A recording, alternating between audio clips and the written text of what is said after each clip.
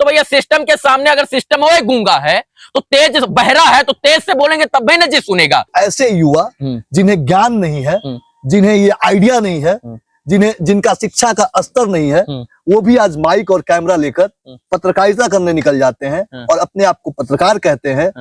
और बदलाव करेगा कौन? तो सिस्टम में बैठे लोग करेंगे, तो सिस्टम वालों से सवाल होगा और आज नहीं हरदम होगा। मेरे बगल में जो शख्स बैठे हैं उनका मैं आपसे परिचय कराऊं, शायद यह मेरे हिसाब से ठीक नहीं होगा, क्योंकि हम यहाँ पत्रकारिता करने नहीं बैठे हैं और ना ही हम एक दूसरे से सवाल पूछने के लिए बैठे हैं। हम आज की जो समय परिवेश में पत्रकारों को लेकर स्थितियां उत्पन्न हो रही है उस पर एक परिचर्चा करने की कोशिश कर रहे हैं। शायद उन तमाम यूट्यूब कहें या डिजिटल मीडिया के युवा साथियों के लिए संदेश देना चाहते हैं कि आप निश्चित तौर पे एक क्रांति के भांति पत्रकारिता कीजिए, आवाज उठाइए, लेकिन सही दिशा में उठाइए। और जब सही दिशा में आवाज उठाइएगा तो लोग आपको देखेंगे, सुनेंगे और उस पथ पे चलने की कोशिश करेंगे जो आप बनाएंगे। इसी कड़ी में रवि भट्ट जी हमारे साथ हैं। रवि भट्ट जी का परिचय मैं क्या कराऊं, मुझे समझ में नहीं आ रहा है। मैं आपसे कहूं कि मैं इस देश का एक नागरिक हूं और स्वतंत्र नागरिक हूं, इस बात का एहसास मुझे हर बार होता है प्रभाकर जी। और आज कोई परिचय की जरूरत भी है भी नहीं, क्योंकि इस देश के जितने भी नागरिक, आपने कहा कि पत्रकारिता और इसके बाद डिजिटल क्रांति, हम आजाद हैं, इसका एहसास हमको हर पल होना चाहिए। और इस देश के जितने भी नागरिक हैं उन सबको यह एहसास होना चाहिए कि हम आजाद हैं और हमको सवाल पूछने का अधिकार हमारे भारत के संविधान ने दिया है और सबको सवाल पूछना। आप लोगों पे आरोप लगता है कि पत्रकारिता के स्टैंडर्ड को आपने बदल दिया। कैसे देखते हैं इसको? पत्रकारिता का पूरा स्टैंडर्ड, आप जज नहीं है, आप डिसीजन मेकर नहीं है, आप पत्रकार हैं। पत्रकार का काम होता है आईना दिखाना, आप सवाल पूछना। अच्छा, सवाल पूछने से कितना लोग सुनता था जरा बताइए जी। हमको नहीं लगता है कि पत्रकार जो 70 और 75 साल में आजादी के बाद पत्रकारिता हुए उससे कुछ क्रांति आई है। पत्रकारों को हर बार दबाया गया और आज भी हो रहा है। हाँ, हम लोगों ने सवाल पूछने का थोड़ा तरीका बदला है। तरीका ये कि लोग कहते हैं कि सिस्टम गूंगा और बहरा है, तो भैया सिस्टम के सामने अगर सिस्टम वो गूंगा है तो तेज बहरा है तो तेज से बोलेंगे तब भी न जी सुनेगा। अगर उसको गूंगा और बहरा और हम धीमे बोलेंगे तो कहां सुनेगा? तो हम लोगों ने तेज बोलना शुरू किया और सवाल पूछना शुरू किया। अब ये बताइए, बैल के सामने आप एकदम सावधान खड़े रहिएगा तो बैल आपकी आरती उतारेगा नहीं ना। अगर सवाल हम लोग नहीं पूछते और उनके लहजे में सवाल नहीं पूछते तो शायद आज के पहले ही कई और मुकदमे हो जाते और कई लोग जो दबा कर कुचल कर निकल गए होते। आज दबाने का प्रयास होता रहा है, लेकिन हम लोग उनके लहजे में, जो जैसी भाषा जानता है उसको उसी भाषा में जो है हम लोग सवाल पूछने का काम करते हैं। अब ये बोलिए कि भ्रष्टाचारी है, 10 साल का जो पुल बना है उसकी लाइफ है 30 साल, वो पुल 10 साल में गिर रहा है तो उससे पूछे कैसे गिर गया? अरे नहीं, हम बात करके पूछेंगे और सवाल कड़क होगा कि क्यों गिरा, कैसे गिरा और इतनी जल्दी क्यों गिरा, क्या करप्शन था? तो फिर इसका जवाब आना जरूरी है।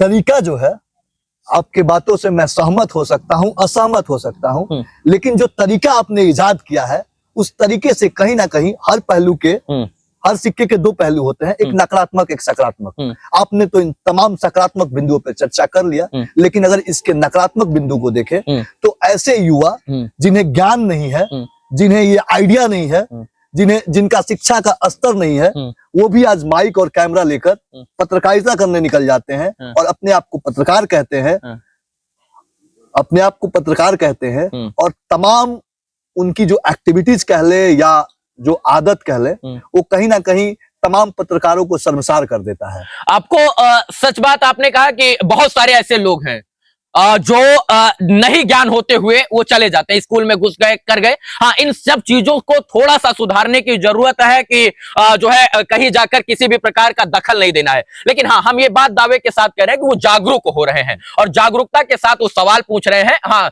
जो गलत लोग हैं उनको वही चीजें बुरी लग जाती हैं और वो उसी चीज को बता लेते हैं कि इनके पास डिग्री नहीं है, ये नहीं है, वो नहीं है। लेकिन वो क्या करें? कोई कैमरा माइक क्यों उठा रहा है आजकल? आप बताइए क्यों उठा रहा है? क्योंकि आदमी का काम नहीं हो रहा है, इंसान का काम नहीं हो रहा है, वो जो है एकदम परेशान है। मतलब सरकार के किसी भी अधिकारी के पास जा रहा है तो पता चल रहा है कि भैया जो है वो एकदम से किसी और कारण वीवीआईपी को जो है मेंटेन करने में लगा हुआ है और उसका काम नहीं कर रहा है। तो तो आदमी क्या कर रहा है, उसको ताकत समझ में आ रही है और उसको लग रहा है कि हमें उठाने से हो सकता है कि हमको न्याय मिल जाए, हमको काम मिल जाए, और सवाल पूछ रहा है। लेकिन हाँ, किसी से ऊट पटांग की बातें करना, गलत करना, ये थोड़ा सा लोगों को सुधारना होगा। इन चीजों की थोड़ी सी कमियां जो है देखने को मिली है इस डिजिटल युग की क्रांति में। लेकिन सवाल पूछिए, जेन्युइन सवाल पूछिए, किसी को परेशान और प्रताड़ित कर सवाल नहीं पूछना चाहिए। ये बहुत अच्छा जवाब था आपका, और मैं यही जानना भी चाहता था।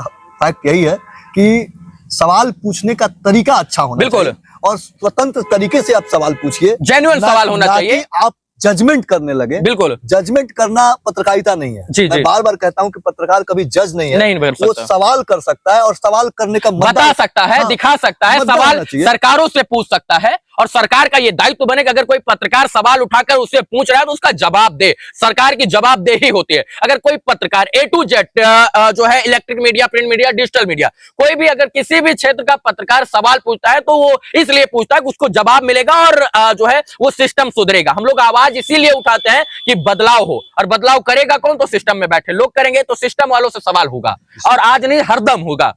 हमसे अपनी बात बेबाकी से रखने के लिए बहुत बहुत धन्यवाद आपको, और तमाम उन लोगों को जो इस वक्त डिजिटल युग में जी रहे हैं, यूं कहें कि डिजिटल क्रांति में हैं, और अपने हाथ में माइक और मोबाइल लेकर सवाल पूछ रहे हैं। तो सवाल आप पूछिए, लेकिन सवाल जो जैसी भाषा में आपको आप जो जैसी भाषा में बात करता उस हिसाब से उससे बात कीजिए। अब आप सांप के सामने इससे आप नहीं, आप सांप के आगे जो है बीन बजाएगा और सांप आपको फन मारेगा, तो ये गलत है। ये इथिक्स नहीं है पत्रकारिता। लेकिन भाई अब पत्रकारिता से फिर ऊपर उठ जाइए आप। एक डॉक्टर जब सर्जरी के लिए जाता है, पेशेंट उसको कोऑपरेट नहीं करेगा, तो क्या आप कहिए कि कैंची उसके पेट में घोप दीजिए? तो डॉक्टर का ये भी काम है कि अच्छे से जो है वो ऑपरेशन करे। अभी इसका मतलब ये नहीं कि इंजेक्शन और निडिल और रुई का बत्तिया पिछवा अंदरवा छोड़कर सी दे। डॉक्टर का काम तो ये नहीं कि अंदर में कैंची डालकर और ब्लेड डालकर सिल दे। डॉक्टर का काम ऑपरेशन अच्छे से करना है। अगर पुल 30 साल के लिए बनाया जा रहा है तो पुल 30 साल चलना चाहिए, ना कि 15 साल में ही गिर जाए। तो जो डॉक्टर है उसको तो अच्छा रोल निभाना पड़ेगा। अगर 30 साल में पुल बनाया जा रहा है, 30 साल उसकी लाइफ है, तो 30 साल में गिरे तो कोई भी अच्छे लहजे से ही सवाल करेगा। हमको लगता है तब सवाल ही नहीं पूछा जाएगा। लेकिन जब पुल 30 साल की जगह 3 महीना में गिर जाएगा तो सवाल तो उसी तरीके से होना चाहिए, क्योंकि पुल को बनाने का जो पैसा दिया गया है वो हमारे और आपके और इस गमछुआ से टैक्स के रूप में हम लोगों ने दिया। तो सवाल क्या हमारे जो है बाप दादा पूछेंगे या पाकिस्तान वाले पूछने आएंगे? जब हमने टैक्स रूपी पैसा दिया है तो सवाल तो हम ही पूछेंगे। आप समझना तुम किस लहजे में चाहते हो, उसी प्रकार से हम पूछेंगे। तो धन्यवाद रवि जी, बहुत बहुत धन्यवाद प्रभाकर जी, आपने इन महत्वपूर्ण बिंदुओं पर बात किया और इन कट्टू सवालों को आपने पूछा। बहुत बहुत धन्यवाद आपका।